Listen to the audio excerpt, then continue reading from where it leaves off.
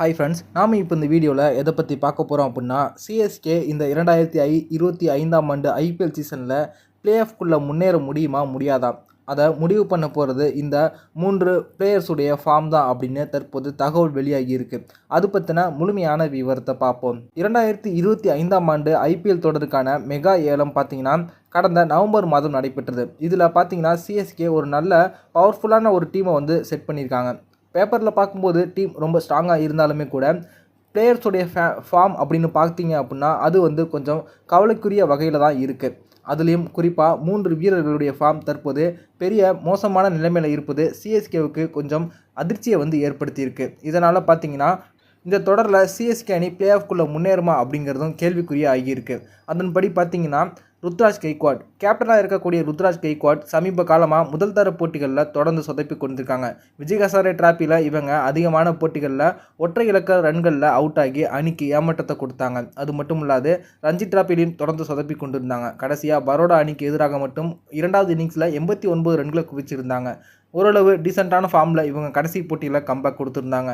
அதே போல் மற்றொரு வீரர் யாருன்னு பார்த்தீங்கன்னா ராகுல் திரிபாதி.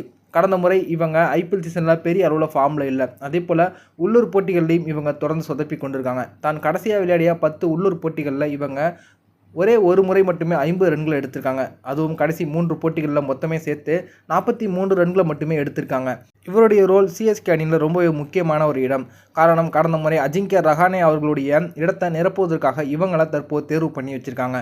விக்கெட் விழுந்தா இவங்க ஸ்டாண்ட் பண்ணி விளையாட வேண்டும். ஸ்கோர் அதிகமாக இருக்கும்போது இவங்க களம் கண்டாங்க அப்படின்னா அதிரடியாக தொடர்ந்து விளையாடி ஸ்கோரை குறையாமல் பார்த்துக்கொள்ள வேண்டும். இப்படிப்பட்ட ஒரு முக்கியமான ரோலில் இருக்கக்கூடிய ராகுல் திரிபாதி ஃபார்ம் அவுட்டில் இருப்பது சிஎஸ்கேவுக்கு பெரிய ஒரு பின்னடைவு. அடுத்ததாக பார்த்தீங்கன்னா தீபக் ஹூடா ஆல்ரவுண்டரான இவங்க தற்போது தன்னுடைய பேட்டிங் பவுலிங் இரண்டிலுமே ஒரு மோசமான ஃபார்மில் தான் வந்திருக்காங்க. இவங்க தான் கடைசியாக விளையாடிய 10 உள்ளூர் போட்டிகள்லையுமே சேர்த்து ஒரு முறை தான் அரை சதம் அடிச்சிருக்காங்க. பவுலிங்கில் ஒரு விக்கெட்டை கூட வீழ்த்தவில்லை. அடிக்கடி இன்ஜுரிலையும் இவங்க சிக்கிறாங்க. அப்படி இருக்கும்போது இவங்களுடைய ஃபார்ம் பார்த்தீங்கன்னா சிஎஸ்கேவுக்கு தற்போது மேலும் பலவீனத்தை ஏற்படுத்துது. இவங்க 3 பேருமே தற்போது பிளேயிங் லெவலில் இருந்து நீக்க முடியாத ஒரு வீரர்கள் அப்படின்னே சொல்லலாம். இவங்களை தவிர மற்ற வீரர்கள் ஒரு டீசெண்டான ஃபார்மில் இருந்தாலுமே கூட இவங்களுடைய ரோல் சிஎஸ்கேவில் ரொம்பவே ஒரு துருப்புச்சீட்டாக இருக்க போகுது. அப்படி இருக்கும்போது இவங்களுடைய ஃபார்ம் மற்றும் தற்போது மீண்டும் வந்து கம்பேக் கொடுத்துட்டாங்க அப்படின்னா கண்டிப்பாக இந்த முறை யாருமே தடுக்க முடியாமல் சிஎஸ்கே டேரெக்டாக அவங்க பிளே ஆஃப்குள்ளே போவது உறுதியாக சொல்லிடலாம்.